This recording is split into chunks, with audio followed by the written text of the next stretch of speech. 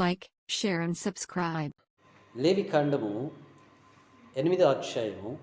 దేవుడు అహరోనును తన యొక్క కుమారులని వారికి ఆర్డినేషన్ ఇస్తూ ఉన్నారు.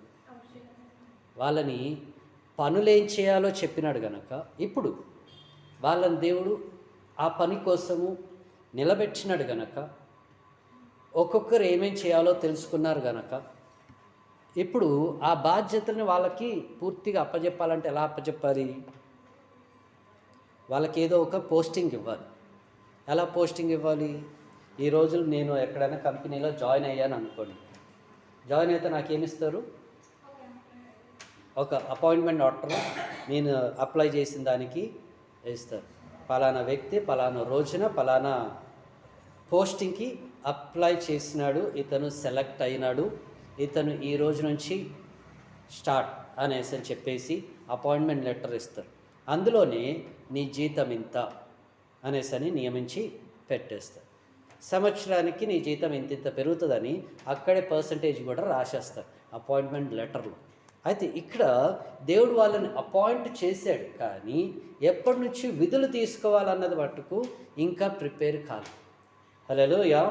వాళ్ళు ఏం చేయాలనో అన్నీ చేసేసినాడు. కానీ ఇక్కడ 8వ అధ్యాయం 1వ వచనంలో గమనిస్తే అంటున్నాడు, మరియు యెహోవా నీవు అహరోనును అతని కుమారులను వారి వస్త్రములను అభిషేక తైలమును పాప పరిహార్థమైన బలిరూపమైన కోడెను 2 పొట్టేళ్లను గంపెడు పొంగని భక్ష్యములను తీసుకొని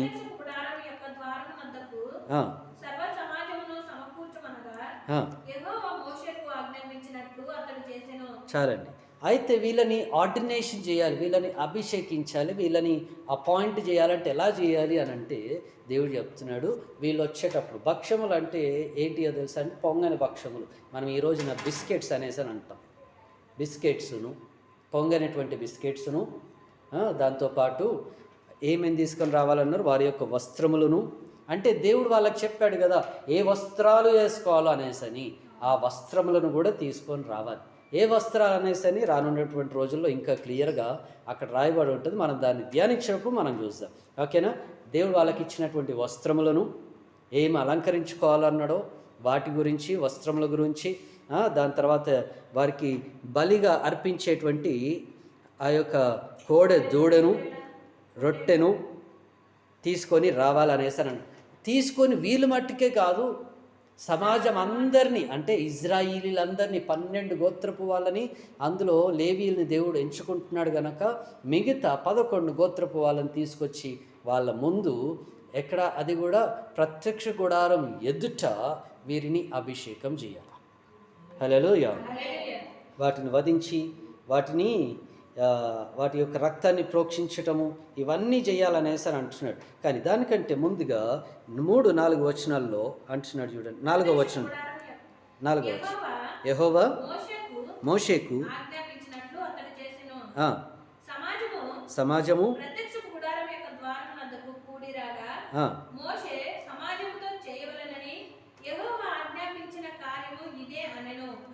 అప్పుడు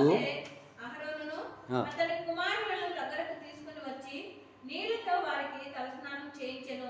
తర్వాత అతడు అతనికి చొక్కాయిని తొడిగి అతనికి దట్టిని కట్టి నిలువుటంగీని ఎఫోదును వేసి ఎఫోదు యొక్క విచిత్రమైన నడుకట్టును అతనికి కట్టి దాని వలన అతనికి ఎఫోదును బిగించి అతనికి పతకము వేసి ఆ పతకములో ఉరీము తుమ్మీమాము వాటిని ఉంచి అతని తల మీద పాగాను పెట్టి ఆ పాగా మీదను అతని నొసట పరిశుద్ధ కిరీటముగా బంగారము రేకులు కట్టెను. ఇట్లు యెహోవా మోషేకు ఆజ్ఞాపించెను. చాలండి, దేవుని స్తోత్రం. మరి ఇక్కడ మనం చదివినటువంటి మాట 4 నుంచి 9 వచనాలు మనం చదివినటువంటి మాటల్లో దేవుడు వాళ్ళకి ఇచ్చినటువంటి వస్త్రాలు ఏంటి అనేసి ఇక్కడ మనకు కనిపిస్తుంది. ఏమేమి ఇచ్చాడు అని అంటే గనక, పెన్ ఉంటే కనుక పెన్ తోటి అండర్లైన్ చేసుకోండి. ఓకేనా? దేవుడు ఇచ్చినటువంటి వస్త్రాలు అంటే వీళ్ళు వేసుకోవాల్సినటువంటి వస్త్రాలు. అందులో ఎవరెవరు వేసుకోవాలి అని కూడా ఉన్నది అక్కడ. ఒక్కొక్కరు కొన్ని కొన్ని పనులు చేయాలి, ఆ పనులకు తగినట్లుగా. హల్లెలూయా. దీనికిను 8వ అధ్యాయంలో ఈ వచనంకిను మరి ఎఫెసీయులు రాసినటువంటి 6వ అధ్యాయానికిను చిన్న కనెక్షన్ లింక్ ఒకటి ఉంది. మీరు యుద్ధములో పాలుపొందలవుతూ ఉన్నారు కనుక, ఆత్మీయ యుద్ధంలో ఉన్నారు కనుక మీరు సర్వాంగ కవచమును ధరించుకోండి అనేసి అని అంటూ ఉన్నాడు. ఇక్కడ సర్వాంగ కవచమును ధరించుకోండి అంటున్నాడు.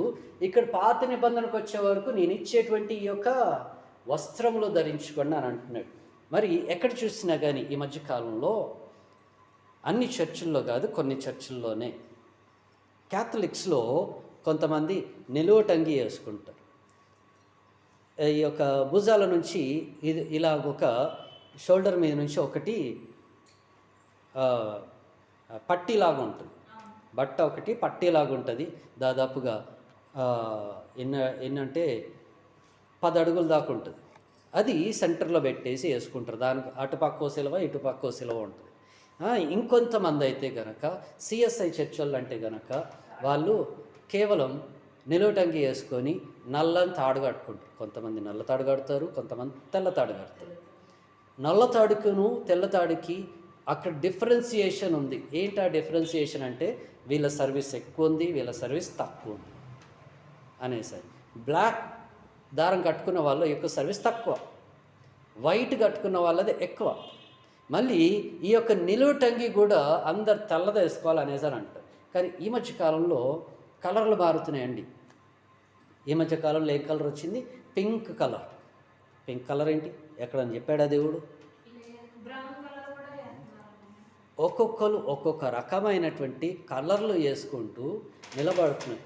దేవుడు పరిశుద్ధమైనటువంటి స్థలములో ఉండవలసినటువంటి ఆ యొక్క వస్త్రం ఏదైతే ఉందో దానికి తగినట్లుగా దేవుడు కుట్టుకొని వేసుకోండి అనేసి అని అన్నాడు.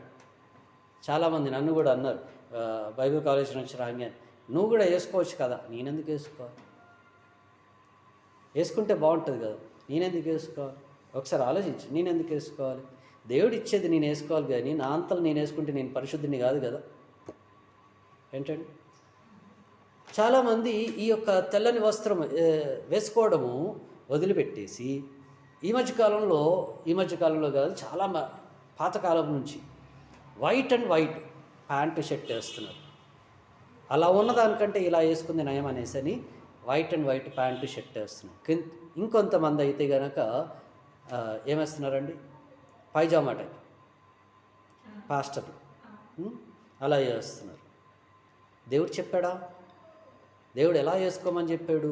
శుభ్రంగా ఉండమన్నాడు దేవుడు. ఇక్కడ మనం కనపడటానికి పలానా పాస్టర్ గారు వస్తున్నారని తెలియడానికి ఐడెంటిఫికేషన్గా మనము రకరకాల డ్రెస్సులు కోడ్లు మనం పెట్టుకున్నాం.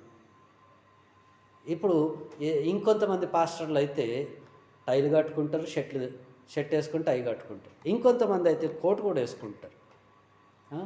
ఇంకొంతమంది అయితే కనుక నా క్లాస్ సింపుల్గా ఉంటారు. దేవుని స్తోత్రం కలుగును గాక. అయితే దేవుడు ఇక్కడ అందరిని ఏం చేస్తున్నాడంటే, మీకు ఇచ్చినటువంటి వస్త్రాలు ఏవైతే ఉన్నాయో అవి కూడా తీసుకొని రండి, అభిషేకం చేస్తాననేసి అని చెప్పి ఆ యొక్క వస్త్రముల యొక్క వివరాలు ఇక్కడ చెప్తూ ఉన్నాడు.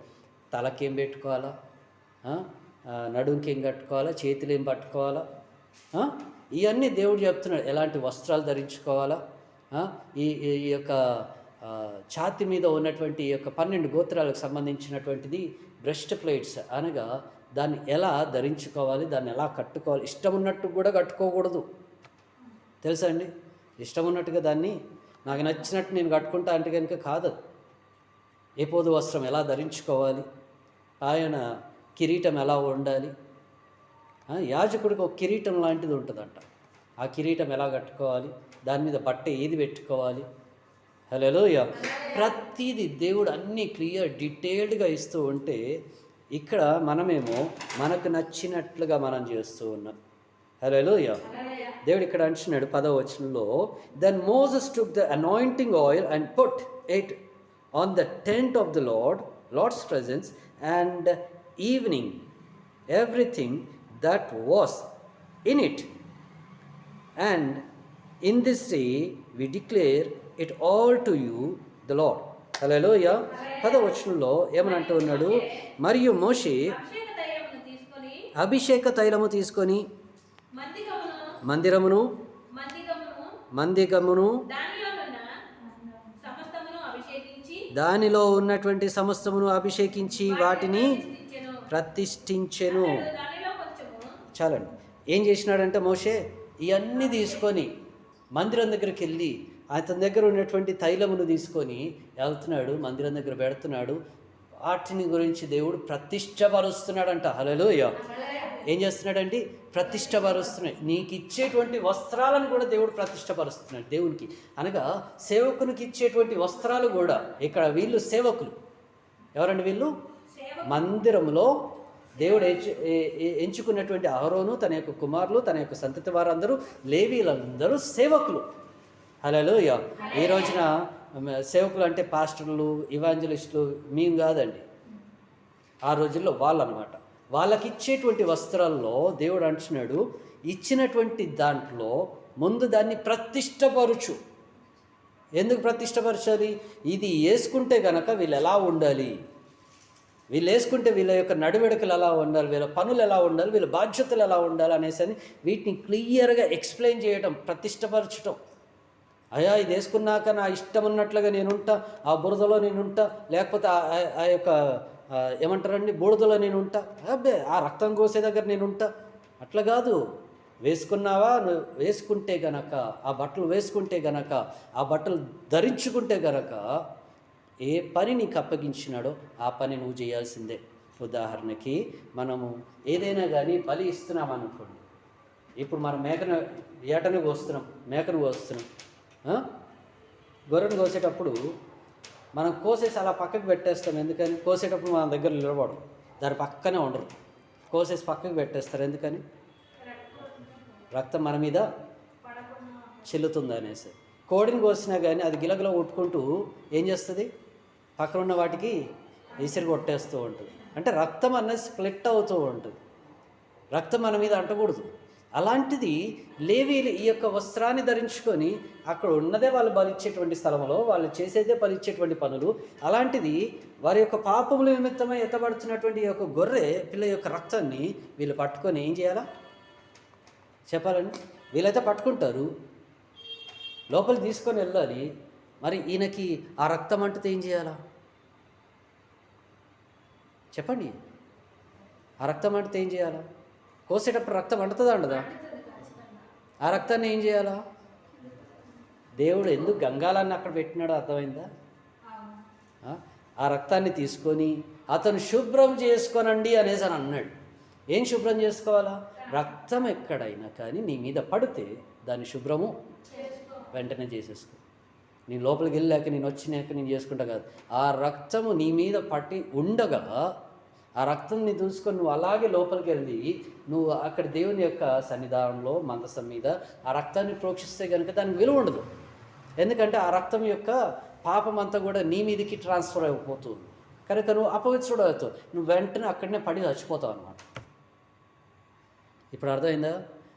లేవీలు కొంతమంది ఎందుకు అక్కడికి మందసం దగ్గరికి వెళ్తూ ఉండగా అజాగ్రత్తగా ఉండగా వాళ్ళు పాపం చేసిన వాళ్ళు, కొంతమంది పాపం చేసి కూడా వెళ్ళేవాళ్ళు, వాళ్ళు అక్కడే పడి చచ్చిపోయేటోళ్ళు. వాళ్ళు నడుస్తూ ఉంటే కనుక వాళ్ళ కాళ్ళకి గంటలు ఉండేటివి, చిన్న చిన్న గంటలు ఉండేటివి. మన ఈ రోజుల్లో మనందరం ఏం చేస్తున్నాము? గంటలు కాదు, గజ్జలు పెట్టుకుంటున్నాం. ఆడవాళ్ళకి గజ్జలు పెట్టాము. ఎందుకు పెట్టాము? అటు ఇటు తిరుగుతుంటే బాగుంటుంది, సరదాగా ఉంటుంది అంటారు. కానీ అది ఎక్కువ ఉన్నాయి అనుకోండి, గజ్జలు గువ్వలు ఎక్కువ ఉన్నాయి అనుకోండి, 1-2 రోజులు బాగానే ఉంటుంది. దాని తర్వాత నడుస్తూ ఉంటే కనుక ఎక్కడిదయ్యా ప్రశాంతత ఉండదు, నెమ్మది ఉండదు. ఎవర్రయ్యా, ఎవరిదయ్యో, ఎవరి రాత్రిపూట తిరిగేది? దేవుని స్తోత్రం, హల్లెలూయా. దాని తర్వాత వెంటనే ఆ ఎక్స్చేంజ్ ఆఫర్లోకి వెళ్ళిపోయి సింపుల్ కాళ్ళ పట్టీలోకి వస్తారు. ఎందుకు వస్తారు? సింపుల్ ఎందుకు? హల్లెలూయా. కనుక దేవుని యొక్క వాక్యం సెలవిస్తుంది. మనిషి నడుస్తున్నాడు. అందుకని ఆ రోజుల్లో వీళ్ళు ప్రార్థన చేసేది కూడా ఎలా ప్రార్థన చేసేవాళ్ళో తెలుసా అండి? పాత్రను పట్టుకొని కూడా మామూలుగా నిలబడద్దు. ఈయన బతుకున్నాడో చచ్చిపోయాడో తెలియాలి కదా. లేవీడు లోపలికి వెళ్ళినటువంటి ఆ యాజకుడు బతుకున్నాడో చచ్చిపోయాడో తెలియాలంటే ఏం చేయాలి? మనిషి ఊగుతూ ఉండాలి, ఆడుతూ ఉండాలి, ఇలా ఆడుతూ తను ప్రార్థన చేస్తూ ఉండాలి, లేకపోతే ముందుకి వెనక్కి ఊగుతూ ఉండాలి. ఇప్పుడు మీరు కావాలంటే ఇజ్రాయిలీలు యూదులు ఎలా ప్రార్థన చేస్తారు అనేసి అని మీరు ఎక్కడండి యూట్యూబ్లో ఇజ్రాయిల్లో ఎలా ప్రార్థన చేస్తారు అనేసి అని వెతికి చూడండి. వాళ్ళ ప్రార్థనలు ఊగుతూ చేస్తూ ఉంటారు, వెనక్కి ముందుకి ఇలా ఊగుతారు. ఎందుకని? ఆ యాజకుడికి ఉన్నటువంటి ఏపోదు వస్త్రం అంటే నిలువు టంగి ఏదైతే ఉందో ఆ నిలువు టంగికి కిందన బరువు ఉంటుంది కనుక ఆ బరువుకి గంటలు ఉంటాయి కనుక ఆ గంటలు ఊగుతూ ఉండాలి. హల్లెలూయా. అందుకు దేవుడు నిలువ టంగి ఇచ్చాడు. వీళ్ళని పడిపోయడం తెలియంగానే పట్టి లాగటానికి ఆ యొక్క తాడును పెట్టాడు దేవుడు. దట్టి ఎందుకు పెట్టాడు? ఇలా పట్టుకొని ఉంటుంది కానీ దానికి తాడును కట్టుకొని మీరు లోపలికి వెళ్ళాలి. హల్లెలూయా. సో ఇదన్నమాట పరిస్థితి. అందుకని దేవుడు ఏం చేస్తూ ఉన్నాడు? కొన్ని విషయాల్లో వీళ్ళని అన్నిటినీ తెలియపరిచిన తర్వాత వాటిని ప్రతిష్టపరుస్తున్నాడు. అయ్యా ఇది ఎందుకు వాడాలి, ఈ వస్త్రం ఇలా వేసుకోవాలి అనేసి వాళ్ళకి చెప్పి ఆ యొక్క వస్త్రాలను ప్రతిష్ఠ చేసి దాని తర్వాత ఏం చేస్తున్నాడు? 11వ వచనంలో అతడు దానిలో కొంచెము 7 మార్లు ఏం ప్రోక్షించి? నూనెను. చూడండి, చదవండి. అదే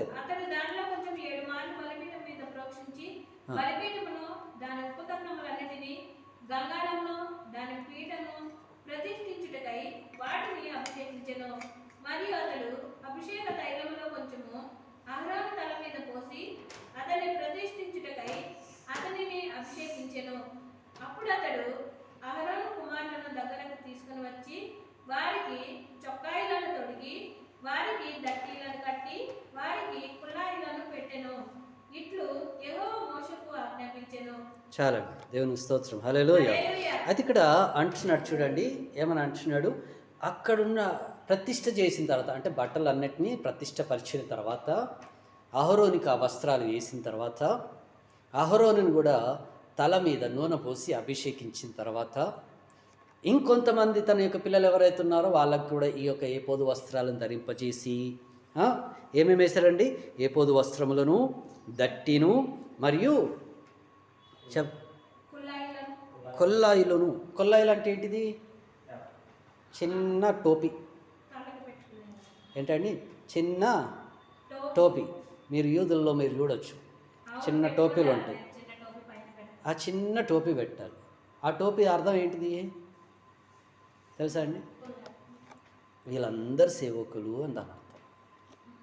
పెట్టుకున్న వాళ్ళందరూ ఆ మందిరంలో లేవీలు, సేవకులు అని దాని అర్థం. హల్లెలూయా. అలా వీటిని దేవుడు క్రియేట్ చేసి వాళ్ళకి అర్థమయ్యేలాగా చెప్పి వాటిని ప్రతిష్టపరిచి వాళ్ళని అభిషేకించి నిలబెడుతున్నాడు. హల్లెలూయా. దాని తర్వాత మనం గమనిస్తే వాక్యములో ఇంకా ముందుకెళ్తే 14వ వచనంలో అప్పుడు అతడు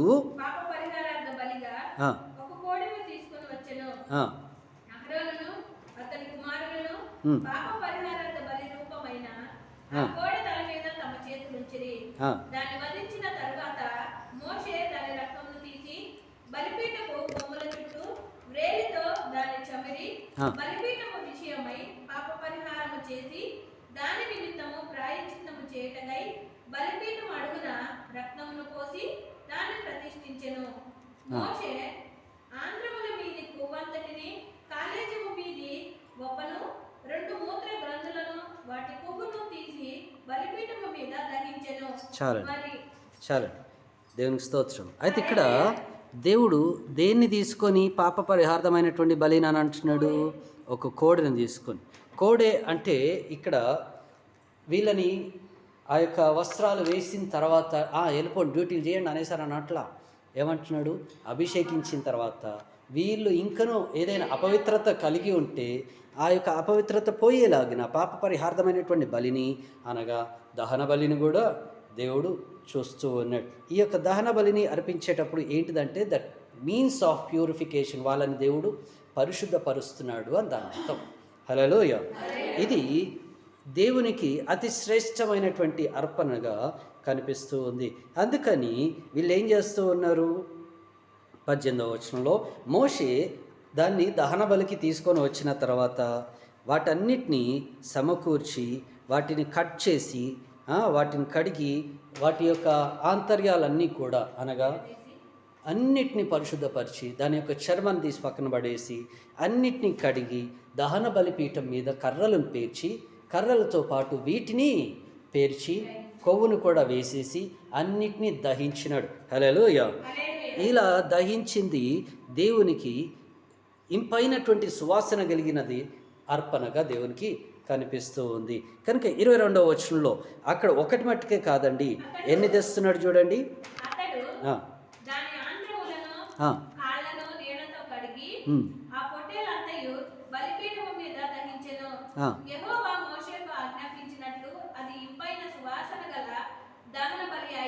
చాలండి. ఇక్కడ 22వ వచనంలో ఒకటేమో పాప పరిహార్థమైనటువంటి బలి అయిపోయింది, ఓకేనండి, అది దహన బలిగా చేసేసినారు. రెండవది 22వ వచనంలో అక్కడ ఇంకొక కోడె దూడ కనిపిస్తుంది, గొర్రె కనిపిస్తుంది, ఓకేనా. అక్కడ ఆ యొక్క గొర్రె పొట్టేల్ని ఏం చేస్తున్నారంటే ఇది ఇంకా సపరేట్ అనమాట. హల్లెలూయా. ఇది మీరు చదువుతూ ఉంటే కనుక ఇంకా చాలా బ్యూటిఫుల్గా ఉంటుంది. కానీ మన దగ్గర అంత సమయం ఉందో లేదో కానీ దాదాపు 20 నిమిషాలు అయిపోతుంది. కనుక వీళ్ళని దేవుడు పాప పరిహార్థంగా ఇంతవరకు చేసినాడు. రేపటి దినాన దీని కంటిన్యూషనే చేస్తా, ఓకేనా. ఈ కంటిన్యూషన్లో రేపటి దినమున ఈ యొక్క అహరోనును తన యొక్క పిల్లలను దేవుడు వాళ్ళని ఎలా డ్యూటీకి అపాయింట్ చేసినాడు. ఆ యొక్క గొర్రె పిల్ల రక్తాన్ని వారి యొక్క చెవులకును, వాళ్ళ యొక్క వస్త్రాలకును, వారి యొక్క చేతులకును, వారి యొక్క పాదములకును ఎలా దేవుడు వాటిని ఎన్నిసార్లు దేవుడు వాటిని రాశాడు, పెట్టాడు అనేటువంటి విషయాలు మనము చూస్తాం. కనుక ఈ యొక్క సమయంలో మనందరం మోకరించినట్లయితే ఎలాగైతే దేవుడు అభిషేకించినాడో, దేవా నన్నును మీరు అభిషేకించండి, నా కుటుంబాన్ని అభిషేకించండి అనేసని మనం కూడా దేవుని యొక్క సన్నిధానంలో ప్రార్థన చేసి అడుగుదాం. చిన్న ప్రార్థన చేస్తాం. మహోన్నత మహాగణుడ సర్వశక్తిమంతుడ మీకు వందనాలు తండ్రి. ఎత్తబడినటువంటి వాక్యాన్ని దీవించి వాక్యానుసారమైనటువంటి జీవితాన్ని మాకు దయచేయండి. వాక్యానుసారంగా మేము నడుచుకుంటే సహాయం దయచేయండి. వాక్యము సర్వసత్యంలోనికి నడిపిస్తుంది అంటున్నారు. అయ్యా అహరోనును తన కుమారులకును మరి మీరిచ్చినటువంటి వస్త్రాలే కావచ్చు, అలంకరణే కావచ్చు, అయా కిరీటమనే కావచ్చు, బాధ్యతలే కావచ్చు, బరువు బాధ్యతలే కావచ్చు, ప్రతిదీ వారికి అప్పగించే ముందే వాళ్ళని ప్రతిష్టపరుస్తూ ఉన్నారు, వారిని నిలబెడుతూ ఉన్నారు. అయా ఇక్కడున్న ప్రతి ఒక్కరిని కూడా మీరు నిలబెట్టండి, ప్రతిష్టపరిచి నడిపించండి. అయా మరి మీ యొక్క పరీక్షల్లో ఇక్కడ ఉన్నటువంటి సంఘ సభ్యులను కూడా మీరు నడిపించమని అడుగుచున్నాను. అయ్యా అదేవిధంగా ఈ యొక్క సమయంలో ప్రత్యేకముగా ఉన్నటువంటి వాళ్ళందరూ వాక్యం విన్నటువంటి వారందరినీ కూడా మీరు లేవనెత్తి బలపరిచి స్థిరపరిచి వాడుకోండి. అయా కొత్త నిబంధనకును మరియు పాత నిబంధనకును అయా కొన్నిపాటి సిమిలారిటీస్ని చూస్తూ ఉన్నాము గనక అయా సర్వాంగ కవచము ధరించుకొనండి అన్నారు. అయా మేము సర్వాంగ కవచమును ధరించుకొని మేము సిద్ధపాటును కలిగి ఉండటకు సహాయం దయచేయండి. మీ సన్నిధానంలో మమ్మల్ని బలపరిచి స్థిరపరిచి వాడుకోమని అడుగుతూ మీ నామానికి మహిమ ఘనత ప్రభావాలు చెల్లించుకోమని అడుగుతూ యేసుక్రీస్తు పరిశుద్ధ నామంలో అతి వినయంగా బ్రతిమలాడి వేడుకుంటున్నాము తండ్రి. యేసు ప్రభువా త్వరగారు యేసు రక్తమే చేయి, ప్రభు యేసు నామే చేయి, ప్రభు యేసు రక్తం సంపూర్ణమైన విషయం అపారత కొట్టిన నాశనం తండ్రి నీ కారణం నిరంతరం జయం జయం జయం తండ్రి. ఆమేన్. తండ్రి యొక్క ప్రేమయు కుమారుడైన యేసుక్రీస్తు యొక్క కృపా పరిశుద్ధాత్మకమైన సహవాసం సంఘానికి సంఘ సభ్యులకి సదాకాలంతో నిడుగు నడిపించింది గాక. Praise the lord.